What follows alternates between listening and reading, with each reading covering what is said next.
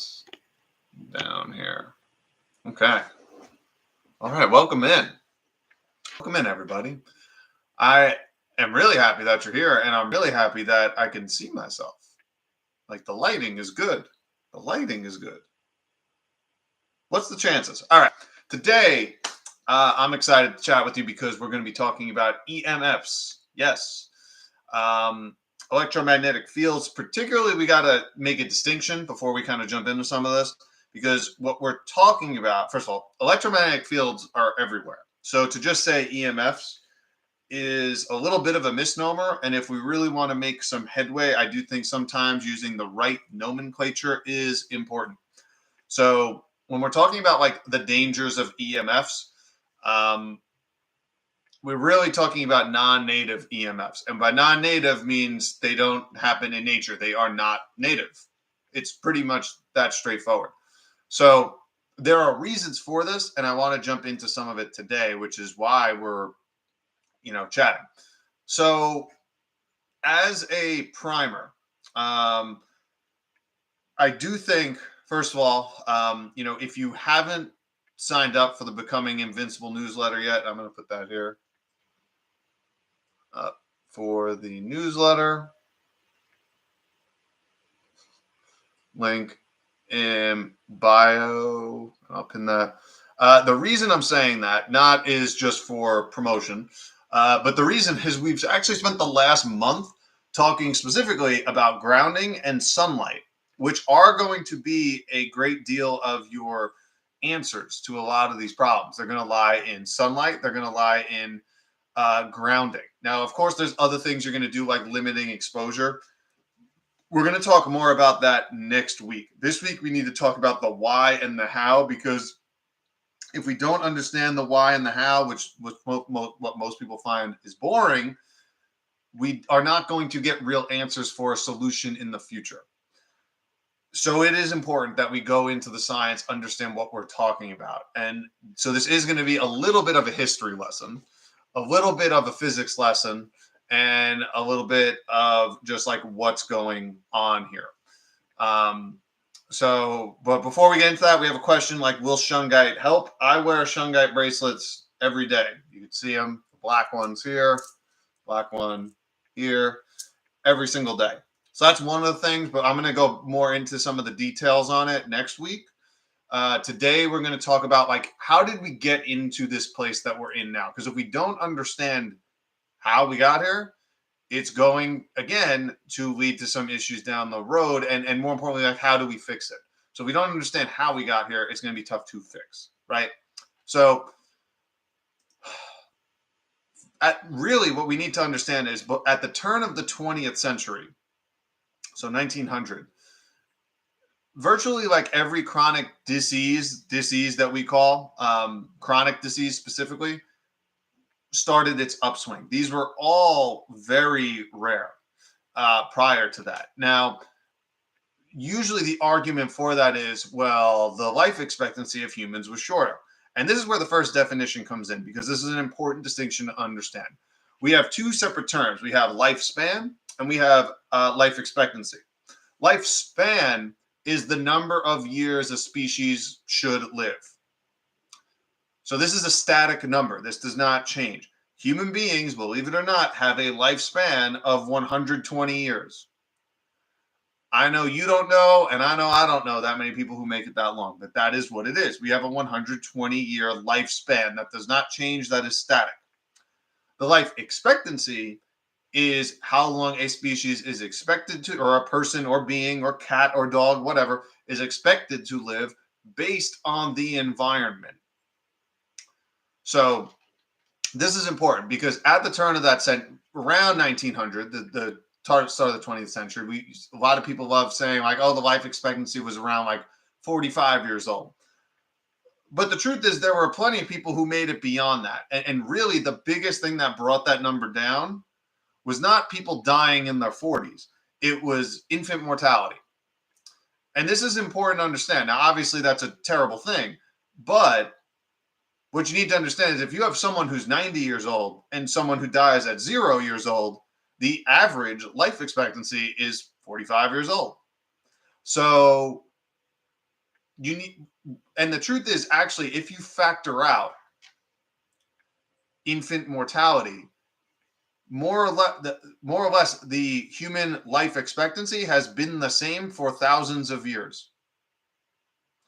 And there was actually a study done in 2005, because we talk a lot about antibiotics, and we're not going to spend too much time here, but there was a study done in 2005, Cutler and Miller, and I mentioned it again. If you go read the blog post that came out today, Cutler and Miller, clean water was responsible for 3/4 of the decline in infant mortality and nearly 2/3 of the decline in child mortality in the 1900s. So we talk about, antibiotics saving the world and all these things, when it literally just changing clean water got us at minimum 2/3 of the way there. So we need to start like rethinking, this idea of, germs and disease and terrain and all this stuff in between. This stuff is really important to understand, because when we realize that the terrain, the environment, is the reason people end up incurring things that we call dis-ease, it hopefully will start triggering something that's a little bit different. Now, there's a few different books that I'm going to recommend towards the end of this that are worthwhile picking up. Some of the stuff that I got from today is going to be from The Invisible Rainbow, which is by Arthur Furstenberg. He's a medical doctor who wrote the book. I believe it came out in 2020, in like February or March of 2020. But before we get into this, we need to understand what electromagnetic fields are. And then I'm going to talk a little bit about certain things that happened in the past that kind of led to this. So electromagnetic fields. An electromagnetic field is an electric and magnetic field. It's that simple. They're both. So an electric field is a field that's made by variations in voltage. So the field becomes even stronger at higher voltages. And an electric field can actually still exist even when there is no magnetic field present. So a magnetic field, though, actually is created when there is an electric current flowing. So a magnetic field doesn't exist without electrical movement. You need to have an electric, and what happens is, say I have an electric flow, an electron flow in this direction. What happens is you create a magnetic field that rotates around it essentially as you go. And that is where we get electromagnetic fields. So with an electrical flow, you create a magnetic field. That's what we now call electromagnetic fields, because they're a combination of them. Now, electromagnetic waves, they're going to fluctuate. And what happens is you'll have an electric field that flows essentially up and down, what we call in waves, in a wave-like pattern. And the magnetic field essentially forms perpendicular to it.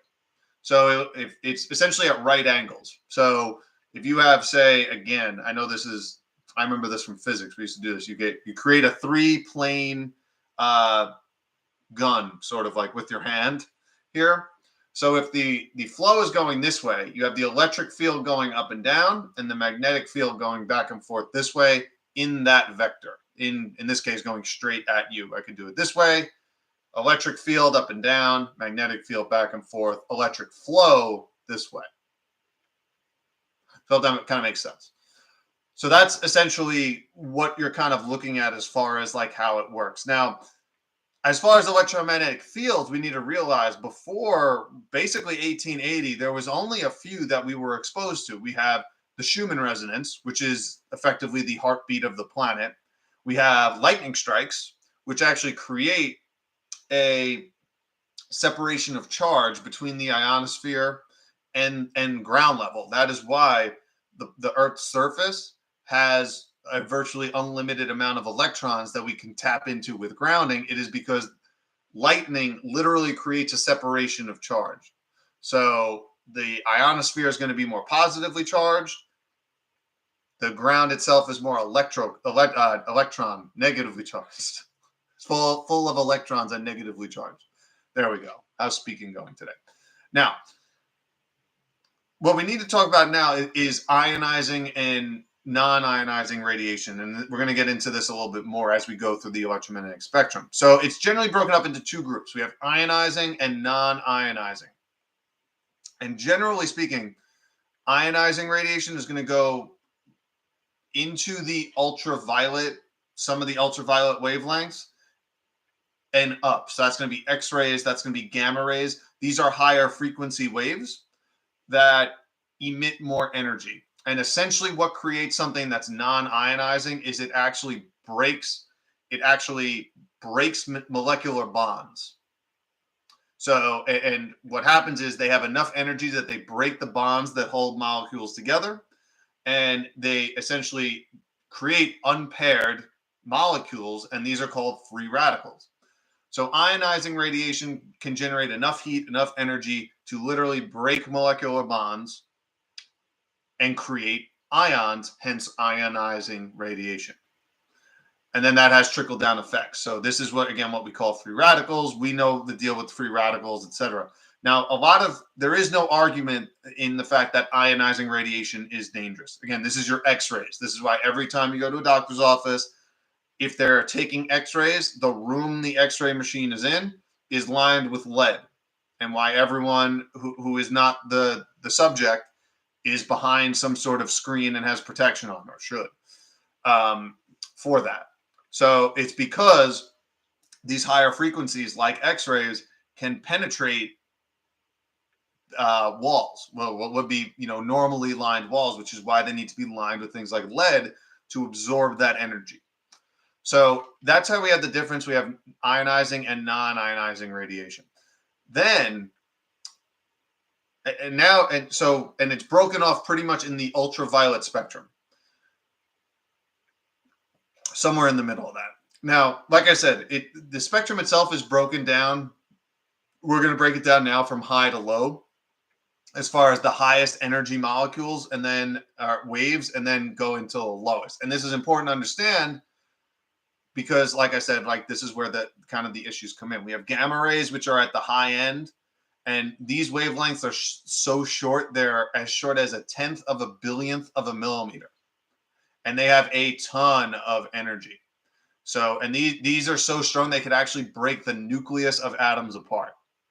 So gamma rays you don't want to mess with. Same thing with X-rays. To some degree, like I said, UV can.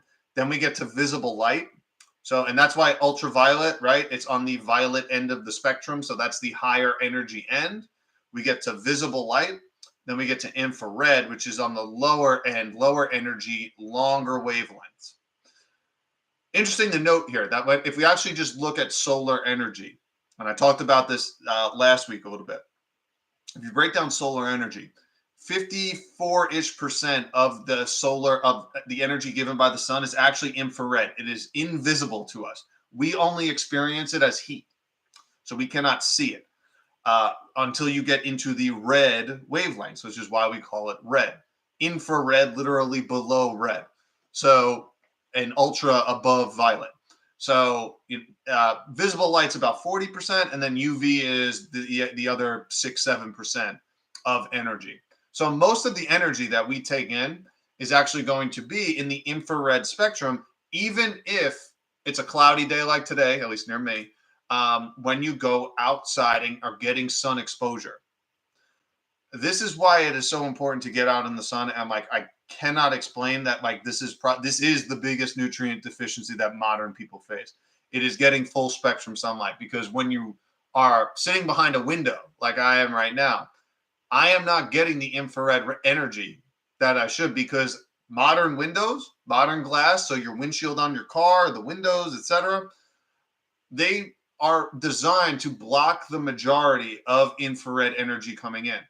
And what this does is this actually creates an imbalance. You're getting more blue light, more UV light and you're missing the 50+% of the solar energy that you should be getting, because it's getting reflected back from the window. So the reason why people say UV radiation is harmful is because if you're living indoors and only seeing the sun and light through windows and not getting actual sunlight in your eyes or on your skin, you're actually creating a red blue, if you will, a red violet imbalance. So maybe that's a better way to explain it, because again, if you're not getting that energy, you're creating that imbalance. It's the same thing we talk about with acidity and alkalinity. It is a different form of the same thing. And when you're constantly exposed to blue, if you have lights on at night, that are only in these artificial spectrum, in the blue light spectrum, and do not give you any red energy or infrared energy, you are creating imbalances that can lead to potential sickness. Now, those are in my sunlight posts. You could go check that out in more detail. I don't want to rehash too much of that because we have to stay on EMFs. And basically where these lie, and this is where the naming gets really tricky, and we're going to talk about that in a second, is because we're actually talking about waves that are below infrared. They're mostly in the microwave and then radio wave spectrum, which if you Google the electromagnetic spectrum, these are going to be the lowest frequency, longest wavelengths on the spectrum. They're going to be the microwaves and the radio waves, effectively. This is important to understand because we have used guidelines for years, the Schwann guidelines, if you want to look them up, that are incredibly high. And we're going to talk about why in a little bit. But the nomenclature here is important because we're going to be talking about radio waves and microwaves primarily, but the naming gets confusing here. So radio frequencies have ranges. They're essentially broken up into subcategories. And they range from extremely low frequency, what we will call ELFs, which range from 3 to 30 hertz, and can have wavelengths as long as 10,000 kilometers, believe it or not. So they can get really long. And I did not make up this name, tremendously high frequency. That is the name. They're called THFs, which have wavelengths as short as 1 millimeter.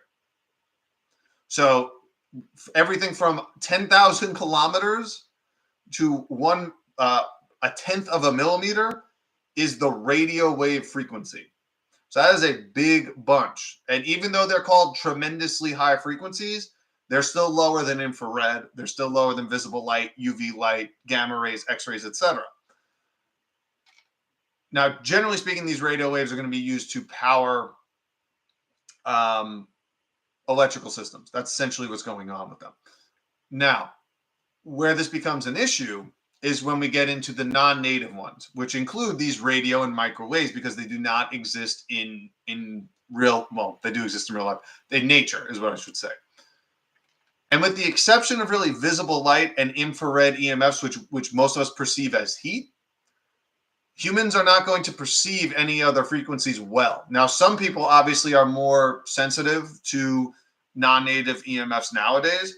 A lot of that, I believe, or at least when I see it, is usually people who have some sort of metal implants, whether it is mercury fillings or joint replacements or something like that, that is causing that. But it's not the only reason. That's just some of the things that I see. And if that is you, that might be a reason for it.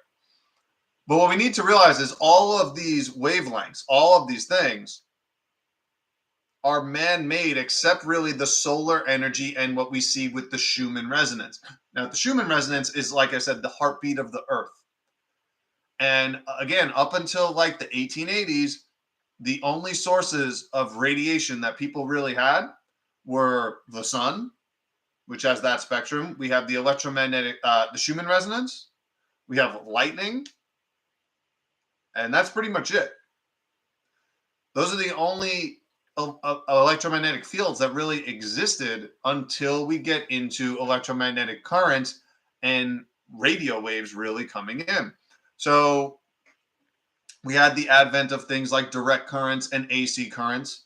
Direct currents would be more of actually like the Schumann resonance would be a direct current. It is something that's always going. It might change slightly depending on the sun and moon and the electrical discharges, i.e. what we call lightning, that can change that slightly, but they're more or less the same a lot of the time. Alternating current isn't it? It becomes more of an issue because it can actually, not only can you change the direction, you can actually start pulsing this, hence alternating current, right? Alternating currents are going to be the things that are used in, your cell phones, your TV, your Wi-Fi, your Bluetooth, your cell phone towers, your Fitbits, your Aura rings, your Alexa. All these things are going to be in the radio frequency spectrum somewhere, and they're also going to be they're going to be pulsed. Now, pulsing is going to be a problem too, and we're going to talk about why in a bit. But well, actually, we can talk. So with this, so we have to talk about radio frequency. So radio frequency radiation, say from a cell phone, for example, cell phone we got right here. They consist of a carrier wave that's usually operating somewhere between 1800 and 1900 megahertz. And this is the carrier signal. Then there's a second frequency known as the modulator or modulation, which is in the carrier signal. And this second signal is used to carry data. So this is the sound you hear. This is the images. This is the video you see me moving right now. That's what's happening. You're seeing these modulations. And these modulations work at the ELF levels, at extra low frequencies. And we know that these could have a wide variety of biological effects.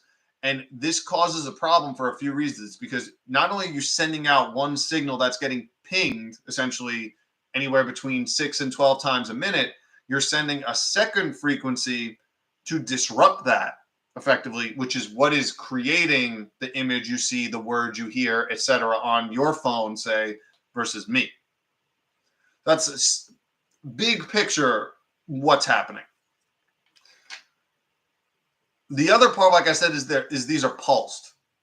And every time a new electromagnetic field is introduced to the environment, the body, literally at the atomic level, is going to have to adapt to that environment.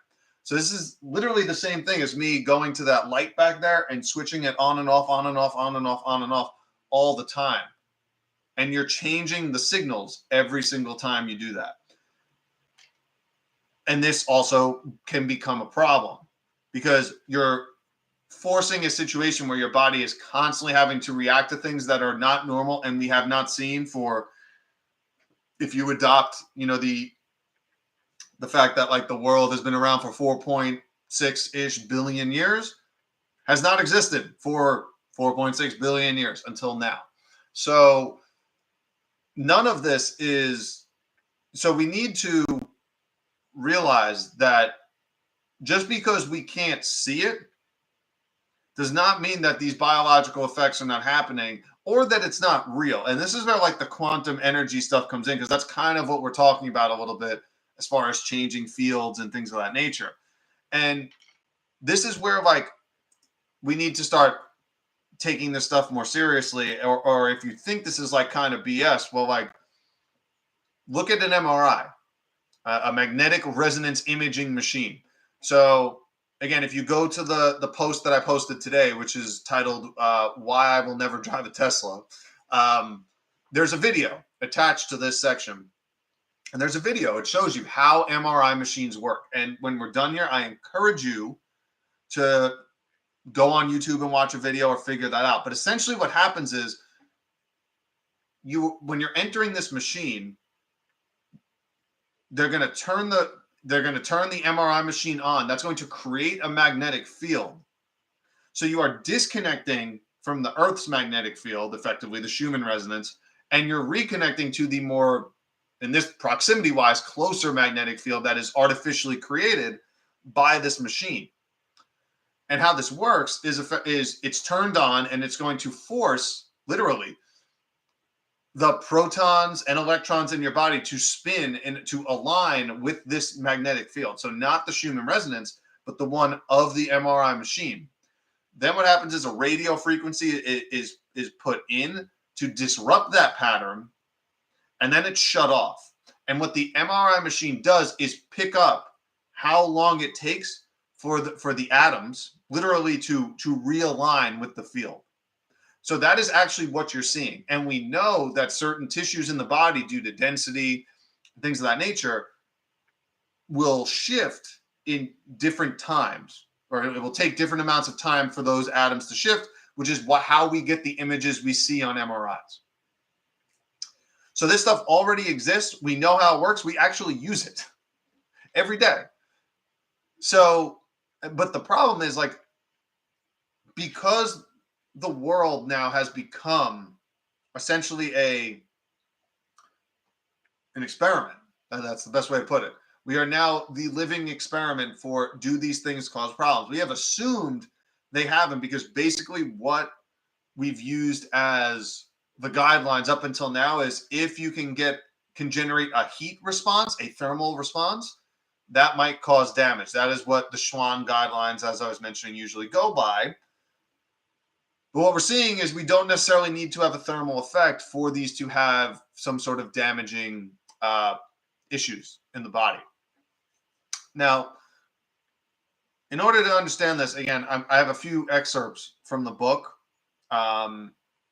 which I kind of mentioned, The Invisible Rainbow, that I kind of want to read, that match up with some of the stuff we're seeing. And again, I highly encourage you to check out the book if you haven't. It's a dense book, but it's a worthwhile read. I'll mention a few others later.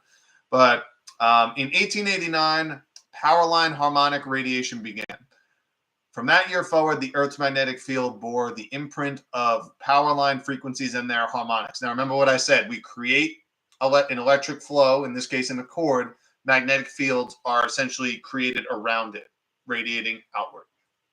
In that year, exactly, the natural magnetic activity of the Earth began to be suppressed. This has affected all life on Earth, and the power line age was ushered in by the 1889 pandemic of influenza. So that's crazy. Let's fast forward a little bit to 1918. In 1918, the radio era began. So we finally started having radio towers. And if you don't know, by 1920, the first commercial radio station out of Pittsburgh launched its first commercial broadcast. This was in 1920. But anyway, 1918, the radio era began. It began with the building of hundreds of powerful radio stations at low and very low frequencies. So we talked about very low, low, extremely low ELF frequencies guaranteed to most alter the magnetosphere. That's where we live. The radio era was ushered in by the Spanish influenza pandemic of 1918. So you can see here, every time that we've taken so far, that we've taken a big jump in the amount of exposures we're getting, what do we have? Some sort of influenza-like issue going on. So you can do what you want with that information, take it for what it is, but I'm just kind of explaining, trying to match up these timelines. And again, I highly recommend giving this a read if you haven't yet. Then, this is where it gets crazy. So after World War II is actually when the greatest bombardment, if you will, of non-native EMFs actually came in. And this was in the late 1950s. We had radar come in. And what radar is essentially microwaves being sent out to catch changes as far as what's going on. Now, this was ushered in, generally speaking, in 1957. And again, it was done under the guise of national security, right? You know, we want to make sure we can prevent an attack from a foreign power on U.S. soil. And obviously it wasn't just the U.S., but what happened there was the Asian flu pandemic in 1957. 1968, satellites actually started to become a thing. So what they were doing before with radio frequencies, so this is crazy. So in order to transmit radio before satellites, what would happen is you would transmit whatever you were doing from some sort of radio. Essentially, these signals would be bounced off the ionosphere and then coming back down to Earth, eventually to getting to where they're supposed to go. Now, any sort of wave needs to be if you're modulating a wave, sending out a wave, it needs to be demodulated by something. That something can be a biological person or any biological being, animals, plants. It could be any of those. But something has to absorb that, right? We know that energy cannot be created or destroyed. It just transmutes. It changes form. So that's what's happening. But anyway, satellites, 1968. What else happened in 1968? There was the Hong Kong flu pandemic. So these all kind of start to come together. Interestingly, there was a guy who worked for the Raytheon company um, who found out, TV started becoming a thing. And I'm going to butcher his name, John Osipchuk. Oof, that's a name. Worked for Raytheon in the 1970s and 80s. He actually found that television broadcast, TV broadcasts, irradiate the country and its population by a factor of 40,000 times greater than microwave ovens. So I'm sure some people may here know, probably don't want to be messing with microwave ovens all the time. Turns out they actually never formally published a study. So there's that. Next thing, and this is crazy. So I almost didn't write this, and there's a link to a longer article on the blog post from Dr. Jack Cruz. This is like 10 years old, and there's some good links on it. But there was something called Project Pandora. So, and this was during the Cold War in the 50s. Essentially, what happened during the Cold War is Russians were finding issues with. They were monitoring workers who spent time around electromagnetic fields, and they found they essentially started setting exposure limits at 10 microwatts, so much lower than the U.S. standards, essentially. And this was concerning enough that during the Cold War, they actually met with American scientists saying, like, hey, these can cause problems. You might want to seriously consider lowering your guidelines. So what happened, this is crazy, is the U.S. Didn't take them seriously and basically claimed it actually as propaganda. And then, so what the Russians did, actually, they decided, so I mentioned the guidelines were about 10,000 milliwatts in the U.S. What the Russians decided to do was send microwaves to the U.S. Embassy in Moscow. And they did it in the range of 4,000 to 6,000 milliwatts, which is well below what the U.S. guidelines say are safe. And interestingly, and the Americans, by the way, knew this was happening and did nothing about it for more or less a decade. And then at that point, what happened was the ambassador at the time, Walter Stossel, I think is his name, how you say it. He ended up developing lymphoma, a cancer. And turns out the two previous ambassadors to Russia also died of cancer after spending time at the embassy. So this actually led different American groups at University of Pennsylvania, Walter Reed Hospital, to start testing the effects of radio waves and microwaves on monkeys. And it turns out that they found evidence of genetic mutations in cancer and things of that nature. So all of this, by the way, was being done and known by the government at the time, yet was not made publicized. And by the way, if you actually look into it, the U.S. government was secretly giving hazard pay to those who were working in the U.S. embassy in Moscow at the time. So they knew this was happening, were paying them hazard pay while they were being irradiated, and they knew about it. This is important to say because this is, again, 50 years ago, more than that, 70 years ago almost, before we have Wi-Fi, before we have cell phones, before we have TVs in every house, and Alexa and Fitbits and Apple Watches, where now everyone is part of this experiment. And the more we talk about, injections and food supply, nothing in our world has actually changed as much as the electromagnetic fields that we expose ourselves to on a regular basis, Wi-Fi, etc. And this is like kind of a catch-22 at this point, because obviously we wouldn't be able to talk about this without some of this technology. But we are also exposing ourselves to things that we never have been before. We know about, for example, for men who keep cell phones in their pockets at this point, that increases the rates of testicular cancer. We know for women who keep their phones in bra straps, don't do that. Those people generally start developing tumors at the site of where they put their phone, and more specifically, where actually the signal is sent out from the phone. And you can actually see these on different imaging studies. So, and usually, like, the response is, again, like, we go, unfortunately, like, none of this stuff is really regulated here in the US. If you want to look for research on it, it's not going to come from the United States. Um, we have different statements from different companies, from telecommunication companies like Verizon, like AT&T, Vodafone, the American Tower Company, telling their shareholders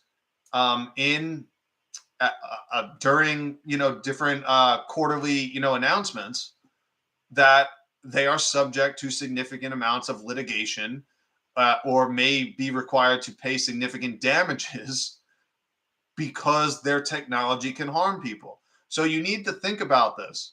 Like, why are they sharing this information with shareholders and not the public? Well, this is the same playbook for smoking and most big pharma and big ag, and everything in between. Like, it's unfortunate, but the priority is the shareholder and not the customer. So you need to think about this when they say their goals. And again, there's a link to get a 5G tower up between every 10 houses. Like, do you not think that this is going to cause some problems? So, we really have to start taking this stuff seriously. Like I mentioned in the beginning, there are a few other books, and like, we needed to go over the history of this to get to where we are today, because now we have to realize we are all the experiment. There is no way around that. The best thing we can do is to try to get smart about this as much as we can. So, like I mentioned, grounding, sunlight for sure are going to be some of your best friends. The next best thing you could do is to limit your exposure as best as possible. You're not going to get to 0% in this modern world. That's not going to happen. But there are plenty of things you can do. So, like I said, maybe don't carry your phone, in your pocket. If you're not absolutely using it, putting it on airplane mode. You want to get the electronics you don't need off your body and, get rid of them. The Aura rings, the Apple Watches, the Fitbits, the CGMs. These are all things that are not necessary.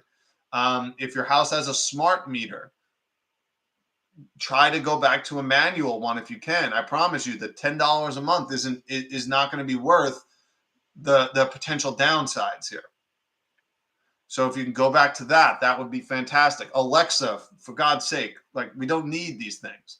Baby monitors, for sure. Wi-Fi, listen, I'm using it right now, but like, you can unplug it at night. You could buy a timer for $10 and set it on a timer. So there's a lot of things you can do. You're not going to get it to 0. That's not going to happen. You can't control if you live in an apartment, if your neighbor has their Wi-Fi on. But what you can do is try to create an environment that's as best as possible for you. There's going to be more on this for sure. But we need to understand that we are the living experiment. And unlike, say, smoking, for example, you can't really like turn this off. You can't stop. You can't stop smoking, or you can't stop your EMF exposure. If you don't want secondhand smoke, you can get away from smokers. You're not going to get away 100% from this at this point. What we need, though, is to start and do the best you can to kind of protect yourself. Yeah, pyramids. Good point. So I keep a pyramid like this on my desk with shungite crystals. I wear the bracelets pretty much every day, barring, doing physical activity. There are ways around this. So, you can get creative with it and you can make a real difference. So, that's pretty much what I got for today. You could check out the article for sure if you want to learn a little bit more about it. It's called Why I Will Never Drive a Tesla. It's on my website, linked in the bio. You can sign up. They're for free every week. It goes into much more detail than some of the stuff we talked about today. So, yeah, I hope you guys have a wonderful day. If you haven't checked out the insulin resistance reversal masterclass, check it out. That actually ties into some of the stuff we're talking about here today, because you can see that if you checked out my post today, that relates to this as well. If you read it, yeah, have a wonderful weekend. Hope you guys have a good one. Peace.